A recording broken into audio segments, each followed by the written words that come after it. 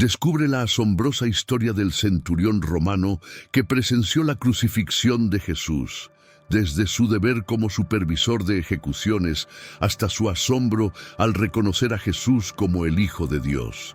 Impactante verdad revelada. El soldado que presenció los últimos minutos de Jesús. El centurión y aquellos que estaban con él cuando vieron el terremoto y las cosas que estaban sucediendo, se llenaron de temor y dijeron verdaderamente, este era el Hijo de Dios. Mateo 27, 53, 54. Era responsabilidad del centurión asegurarse de que la crucifixión se llevara a cabo correctamente y sin complicaciones. Por lo general, estaba a cargo de 100 soldados. En el momento de la crucifixión, era un soldado de carrera cuyo coraje e inteligencia lo habían ayudado a ascender en el rango. Debía ser un soldado de la más alta categoría. Debía ser frío y eficiente para tener éxito en esta posición. Este hombre tenía que seguir las órdenes de sus superiores. La escena de la crucifixión de Jesús fue tan notable que incluso un endurecido centurión romano reconoció que este era el Hijo de Dios. Esta comprensión significaba que Jesús era inocente del crimen por el cual estaba en la cruz. El centurión debe haber experimentado una mezcla de emociones al darse cuenta de que había supervisado la crucifixión de un hombre inocente. Estas no eran las palabras susurradas de un recluta asustado, ni las palabras temblorosas de un conscripto fácil de manipular. Eran las conclusiones razonadas, alcanzadas por un veterano experimentado, un hombre que había visto sufrir a innumerables hombres de finales horribles y era responsable de poner fin a sus vidas. Este centurión estaba muy consciente de la fuerte condena de los líderes religiosos judíos que habían llevado a Jesús a la cruz por blasfemia. Su comandante en jefe, Poncio Pilato, había respaldado la condena, ya que Jesús hacía esa afirmación. Sin embargo, el centurión abandona la condena y declara la afirmación de Jesús. ¿Por qué? Porque los argumentos a favor de Cristo eran abrumadores. Debemos recordar que este hombre no dudó en supervisar muchas crucifixiones, pero hubo algo extraordinariamente diferente en esta ejecución en particular. ¿Qué vio? Varias escenas de los eventos del arresto, juicio y crucifixión de Jesús se combinaron en una declaración convincente. La primera fue la respuesta de Jesús a la injusticia que había sido forzado a soportar a manos de sus propios compatriotas durante los arrestos y juicios. Este hombre, que sin duda había supervisado muchas crucifixiones, vio cómo el sumo sacerdote se levantó y dijo a Jesús: ¿No respondes nada? ¿Qué es lo que estos hombres testifican en tu contra? Pero Jesús guardó silencio y el sumo sacerdote le dijo: Te conjuro por el Dios vivo, que nos digas si eres el Cristo, el Hijo de Dios. Jesús le dijo: Tú lo has dicho, pero además os digo que a partir de ahora veréis al Hijo del Hombre sentado a la diestra del poder y viniendo en las nubes del cielo. Me verán revelado como el Hijo del Hombre, sentado a la diestra del poder y viniendo en las nubes del cielo. Mateo 26, 62, 64 fue la respuesta de Jesús al tormento que había sufrido a manos del centurión y sus hombres. Luego, los soldados del gobernador llevaron a Jesús al pretorio y reunieron a toda la corte romana a su alrededor. Lo despojaron y le pusieron una túnica escarlata como un manto real. Después de trenzar una corona de espinas, se la pusieron en la cabeza y le entregaron una caña en su mano derecha como un cetro. Arrodillándose ante él, se burlaron diciendo: «Salve, Rey de los judíos». Le escupieron y tomaron la caña, golpeándolo repetidamente en la cabeza. Uno podría pensar en la dignidad con la que Jesús respondió al linchamiento que exigía su sangre, como un cordero en silencio ante la matanza. La Escritura no registra ninguna respuesta de Jesús a los gritos de la multitud. Sin embargo, los principales sacerdotes incitaron a la multitud para que liberaran a Barrabás en lugar de él. Pilato volvió a preguntar: «Entonces, ¿qué debo hacer con aquel a quien ustedes llaman el Rey de los Judíos?». A lo que gritaron: «¡Crucifícalo!». Pilato les preguntó: «¿Pero qué mal ha hecho?». Pero gritaron aún más: «¡Crucifícalo!». Así que Pilato, deseando satisfacer a la multitud, liberó a Barrabás y después de azotar a Jesús, lo entregó a sus soldados para que lo crucificaran. Marcos 15, 11, 15. La preocupación de Jesús era por su perdón, no por su escape. La misericordia de Jesús hacia las personas que lo rechazaron y hacia el soldado que lo crucificó, incluido este centurión, se expresó con la frase: «Padre, perdónalos». Lucas 23, 34. Jesús decía: «Padre, perdónalos, porque no saben lo que hacen». Y echaron suertes para repartirse sus ropas mientras apostaban por las posesiones de Jesús. La preocupación de Jesús era por su perdón, no por su escape, como se evidencia en esta poderosa declaración. Mateo 27, 35, 36. Y si todo esto no lo convenció, él vio algo más. Vio la respuesta de la creación.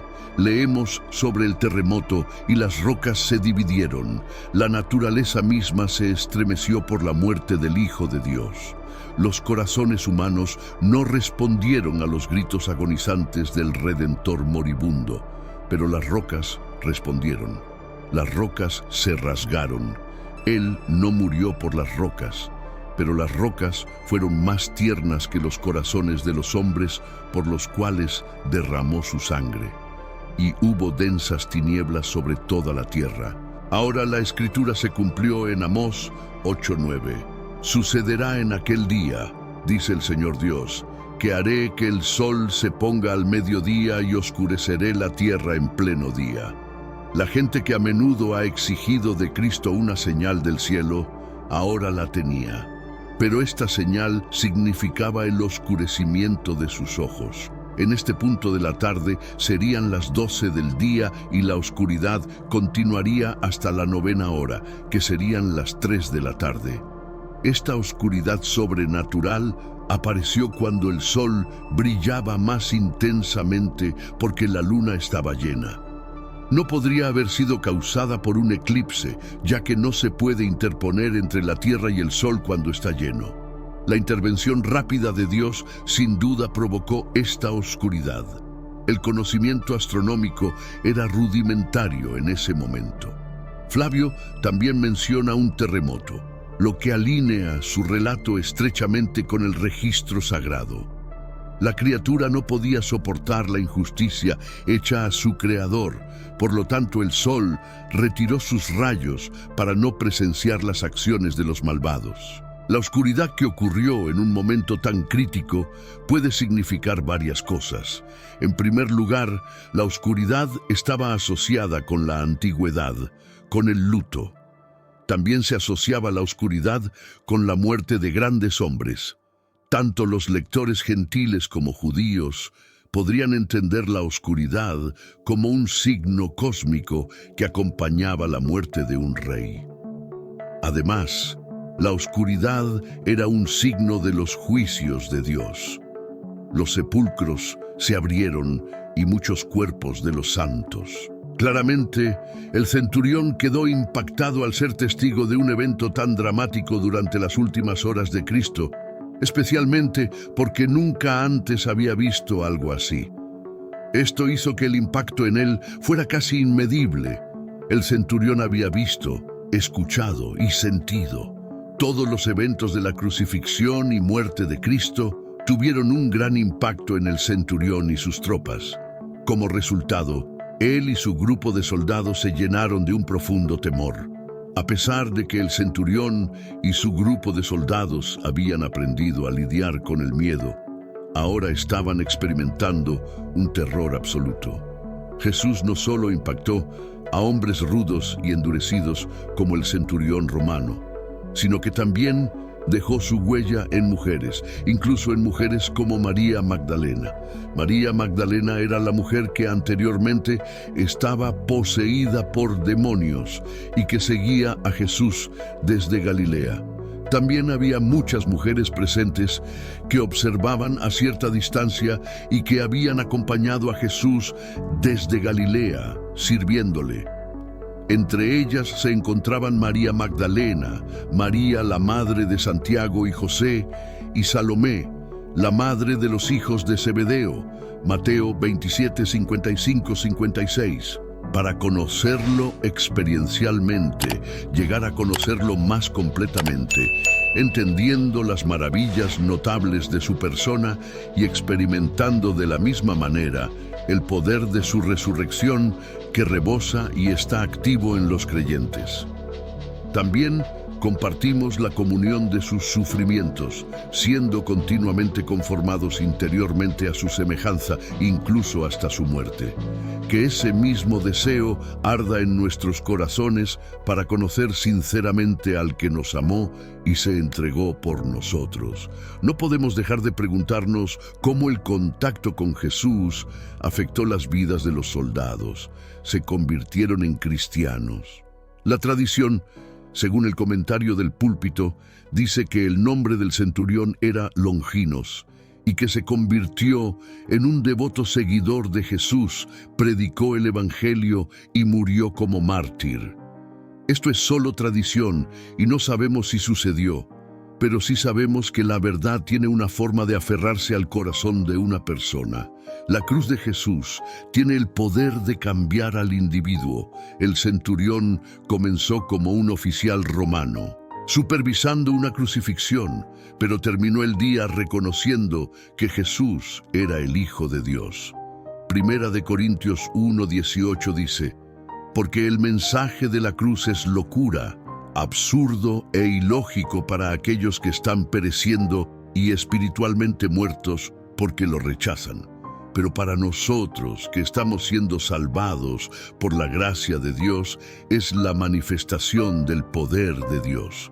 Pero predicamos a Cristo crucificado, un mensaje que para los judíos es un tropiezo que provoca su oposición y para los gentiles es una tontería total.